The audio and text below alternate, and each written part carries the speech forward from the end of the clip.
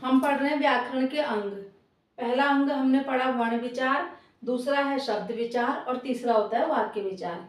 तो अभी हम पढ़ेंगे शब्द विचार। वर्ण में हमने पढ़ा कि वर्ण की परिभाषा क्या थी और वर्णों के भेद क्या थे। स्वर था, व्यंजन था, ठीक है। फिर स्वरों के भी भेद पढ़े और व्यंजन के भी भेद पढ़े। वर्ण हम समझ चुके हैं। अब हमने देखना है शब्द किसे कहते हैं। ऐसे तो हम शब्द कुछ भी बोल देते हैं, लेकिन ये शब्द आए कहाँ से, इनकी परिभाषा क्या है। तो सबसे पहले तो हम शब्द की परिभाषा जानेंगे। क्या है शब्द की परिभाषा। देखो हमने वर्ण पढ़ा ना, जैसे हमने क पढ़ा वर्ण में और हमने ल पढ़ा। जब हमने क ख पढ़े तो हमने सारे पढ़े, हमें पता है ये वर्ण है अकेले जो है, जिनके हम और टुकड़े नहीं कर सकते।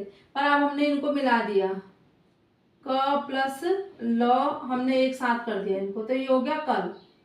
ऐसे ही हमने ज प्लस लौ, जल माने पानी, सबको पता है। कल माने कल, जो कल आएगा भविष्य काल के लिए हिंदी में, ठीक है। तो इनका कुछ अर्थ निकला है। जब हमने दो वर्ण जोड़े हैं, लेकिन जब वो शब्द बने तो उस शब्द का कोई अर्थ निकला।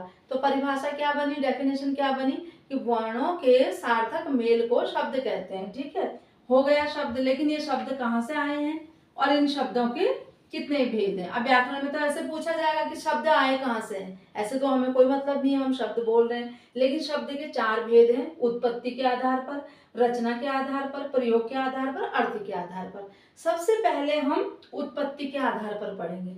भेदों के भी भेद हैं व्याकरण में। तो इसके कितने भेद हैं, चार भेद हैं। पहला भेद है इसका तत्सम शब्द। पहला क्या है, तत्सम। तत्सम मतलब ज्यों के त्यों, ऐसी का ऐसी आ गए। जो शब्द संस्कृत से ज्यों के त्यों हिंदी में आ गए हैं, उनको हमने क्या कहा, तत्सम शब्द का। हमने बोला क्षेत्र, क्षेत्र मतलब मैदान, क्षेत्र मतलब जगह, क्षेत्रवाद है एक वर्ड है, जैसे क्षेत्र बोला हमने। हमने बोला पत्र, हमने बोला अग्नि। ये शब्द कहाँ से आए हैं, ये जब हम इनको हिंदी में बोल रहे हैं तो हम सोच नहीं रहे, ये शब्द संस्कृत के थे लेकिन जो के त्यों हमारी हिंदी में आ गए हैं। तो हिंदी की बात कर रहे हैं हम यहाँ पे। तो जो शब्द संस्कृत से ज्यों के त्यों हिंदी में आ गए हैं उनको हमने तत्सम बोला। अब ऐसे तद्भव, दूसरा भेद है तद्भव, बदल कर आना, ट्रांसलेट होके आना, अनुवाद होके आना। क्षेत्र बन गया जैसे खेत है ना, पत्र बन गया पत्ता, चिट्ठी, और अग्नि बन गया आग। कोई भी और शब्द जो हम अनुवाद करके लाए हैं, जिन शब्दों को संस्कृत में थे वो, लेकिन हमने उसका अनुवाद उसको हिंदी में कर दिया। तो पहला है तत्सम शब्द, ज्यों के त्यों आ गए हैं संस्कृत से। दूसरा है तद्भव शब्द, संस्कृत से अनुवाद होकर हिंदी में आए हैं। तीसरा है देशज। देशज, जो माने जन्मा, देश में जन्मा हुआ, जिससे बोलते हैं जलज, जल में जन्मा हुआ। कमल का एक पर्यायवाची है जलज। तो जौ का मतलब है जन्मा हुआ, देश में जन्मा हुआ। नाम से पता चल रहा है कि देशज शब्द कौन है।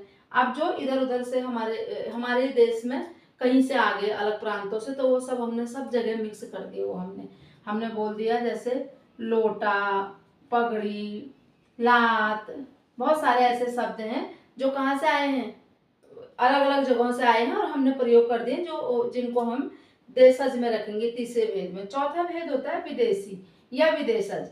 विदेशी मतलब अलग अलग जगहों के, एक ही जगह से नहीं।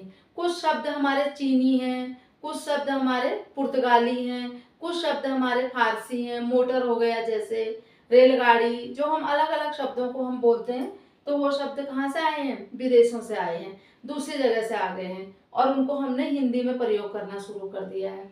तो कितने भेद हो गए उत्पत्ति के आधार पर शब्द के, चार भेद हो गए। तत्सम हो गया, तद्भव हो गया, देशज हो गया और विदेशी हो गया। अब उसके बाद हम जब दोबारा पढ़ेंगे तो फिर हम रचना के आधार पर पढ़ेंगे। रचना का मतलब बनावट होता है। ये तो हमने उत्पन्न कैसे हुए शब्द वो पढ़ा था यहाँ पे, ठीक है। ये तत्सम शब्द हो गए, तद्भव हो गए, देशज हो गए, विदेशज हो गए। उत्पत्ति के आधार पर शब्द के चार भेद हो गए।